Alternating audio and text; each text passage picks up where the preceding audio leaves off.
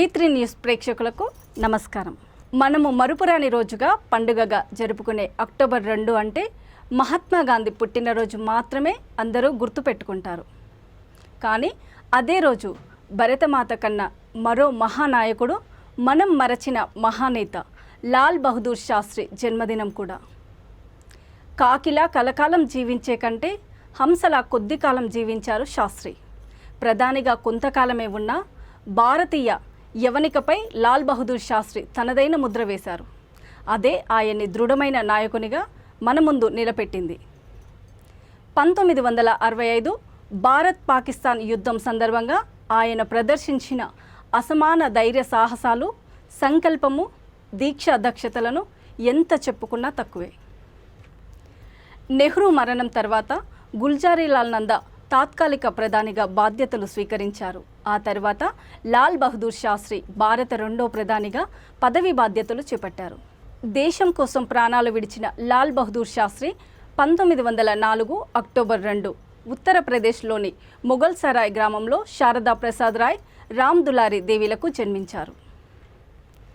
ఎంతో దేశభక్తి గల ఆయన తన 17వ ఏటనే 1921లో సహాయ నిరాకరణోద్యమంలో అడుగుపెట్టారు.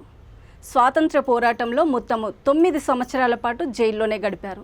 స్వాతంత్ర్యం అనంతరము ఉత్తరప్రదేశ్ రాష్ట్ర మంత్రిగా పనిచేసి ఆ తరువాత 1951లో లోక్సభ ప్రధాన కార్యదర్శిగా నియమితులయ్యారు. లాల్ బహదూర్ శాస్త్రి నెహ్రూ ప్రభుత్వంలో కేంద్ర రైల్వే శాఖ మంత్రిగా పనిచేస్తూ రైల్ ప్రమాదానికి నైతిక బాధ్యత వహిస్తూ మంత్రి పదవికి రాజీనామా చేశారు. ఆ తరువాత రవాణా మంత్రిగా, హోంమంత్రిగా పనిచేశారు. 1964లో జవహర్లాల్ నెహ్రూ ఆకస్మిక మరణం తర్వాత లాల్ బహదూర్ శాస్త్రి ప్రధాని అయ్యారు.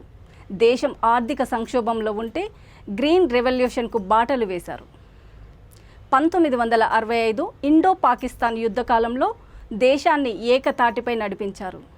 జై జవాన్ జై కిసాన్ అనే నినాదము ఈ యుద్ధ సమయంలో బాగా ప్రాచుర్యంలోకి వచ్చి ప్రస్తుత కాలం వరకు ప్రజల హృదయాల్లో గుర్తుండిపోయింది. ఈ యుద్ధము 1966 జనవరి 10న తష్కేట్ ఒప్పందం ద్వారా ముగిసింది. పాక్తో జరుగుతున్న యుద్ధ విరమణ ఒప్పందంపై సంతకాలు చేసేందుకు తష్కేట్కు 1966 జనవరి 10న వెళ్ళి సంతకాలు చేసిన మర్నాడే జనవరి 11న ఆయన హృద్రోగంతో అక్కడే మరణించారు. ఓ దేశాధినేత అది మరో దేశానికి అతిథిగా ఒప్పందాలపై సంతకాలు చేసేందుకు వెళ్ళి అక్కడే అసహజ, అనుమానాస్పదంగా మృతి చెందడం చరిత్రలో అంతకు ముందెప్పుడూ లేదు. ఈ మరణం హృద్రోగం వల్ల సంభవించిందని సోవియట్ ప్రభుత్వం ప్రకటించింది. భారత ప్రభుత్వం దీన్నే ధృవీకరించింది. కానీ ఆధారాల మేరకు శాస్త్రి భౌతిక కాయానికి పోస్టుమార్టం నిర్వహించలేదు. అంతకు ముందెప్పుడు శాస్త్రికి ఎలాంటి అనారోగ్యమూ లేదు. విషప్రయోగం వల్లే శాస్త్రి మరణించారన్న ఆరోపణలు వెలువెత్తాయి. దీనిపై కేంద్రం రాజ్ నారాయణ్ కమిటీని నియమించింది. ఈ కమిటీ అధ్యయన నివేదిక ఇప్పటి వరకు వెలుగు చూడలేదు.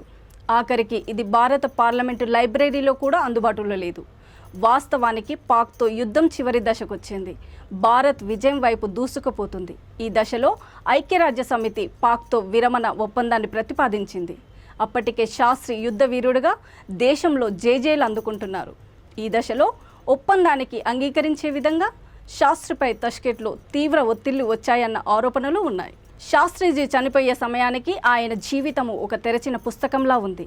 ఆయన తన వారి కోసము డబ్బు, ఇల్లు, భూములు ఏవీ వదిలి వెళ్ళలేదు. శాస్త్రి నిజాయితీ పరుడు, మానవతావాదిగా పేరొందారు.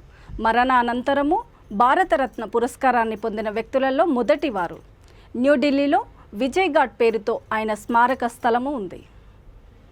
Lal Bahadur Shastri academy of administration విద్యా సంస్థను ముసోరీ, ఉత్తరాఖండ్లో నెలకొల్పారు. 1995లో లాల్ బహదూర్ శాస్త్రి ఎడ్యుకేషన్ ట్రస్ట్ ద్వారా Lal Bahadur Shastri institute of management స్థాపించారు. ఇది భారతదేశంలో అతిపెద్ద బిజినెస్ స్కూల్. ఢిల్లీలో లాల్ బహదూర్ శాస్త్రి మెమోరియల్ని Lal Bahadur Shastri national memorial trust ప్రారంభించింది. 2011లో శాస్త్రి 45వ వర్ధంతి సందర్భంగా ఉత్తరప్రదేశ్ ప్రభుత్వము రామ్నగర్లో శాస్త్రి నివసించిన పూర్వీకుల భవనాన్ని పునరుద్ధరించి ఆయన జీవిత చరిత్ర మ్యూజియంగా మలచాలని ప్రకటించింది. స్వార్థ చింతన ఎరుగని నిస్వార్థపరుడు, మానవతావాది, ధైర్యశాలి భారతదేశపు రెండవ ప్రధాని లాల్ బహదూర్ శాస్త్రి జయంతి సందర్భంగా V3 న్యూస్ యాజమాన్యం ఘనంగా నివాళులర్పిస్తుంది. ఇది ఈనాటి ప్రత్యేక కార్యక్రమం. మళ్ళీ మరొక కార్యక్రమంలో కలుద్దాం. చూస్తూనే ఉండండి V3 న్యూస్, లక్ష్యం సమాజహితం. నమస్తే.